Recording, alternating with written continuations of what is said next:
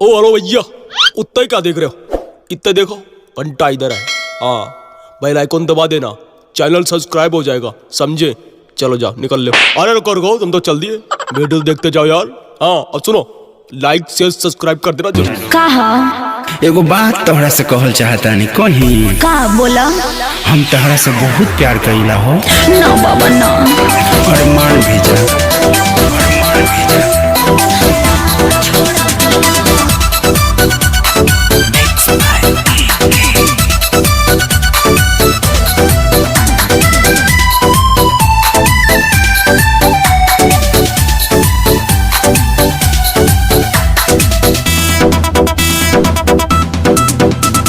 कबहू न देबा मौका का धोखा, कैसे कर ली हम तोहा पे भरोसा। अरे पगली करे के पड़ी नू। कबहू न देबा मौका का धोखा, कैसे कर ली हम तोहा पे भरोसा। दिला वाला गाके दिल ना तोड़बा, का गारंटी बाकी हमारा के ना छोड़बा। ना पगली। दिला वाला गाके दिल ना तोड़बा, का गारंटी बाकी हमारा के ना छोड़बा। अरे विद्या कसम।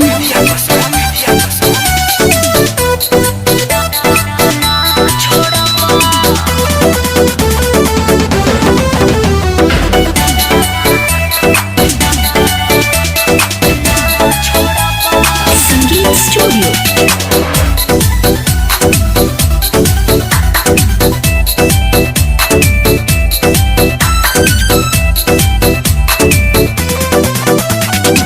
जे मुहावा से आज बोले मीठ हो, उहे मुहावा से कब बोल दे बतीत हो।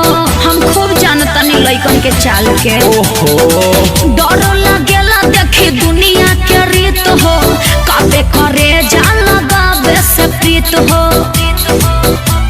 जिंदगी में जहर मरा ना घोरबा, का गारंटी बाकी हमारा के ना छोड़बा। दिला वाला गाके दिल ना तोड़बा, का गारंटी बाकी हमारा के ना छोड़बा।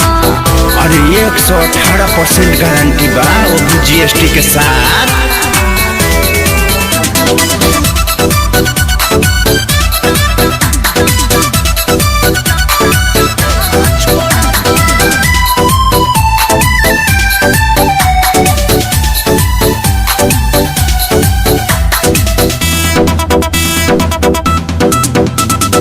करबा बियाह तू धराई के असरा, दोसर लइके के बन जाइब भतरा। और तहरा छोड़ के सब लड़की हमार बहिन।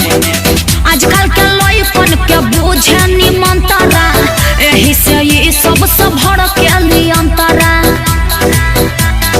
हमसे हंसमुखी मुँह ना मोड़बा, का गारंटी बाकी हमारा के ना छोड़बा। अरे बानू। दिला वाला गाके दिल ना तोड़बा, का गारंटी बाकी हमारा के ना बोला ना छोड़बा।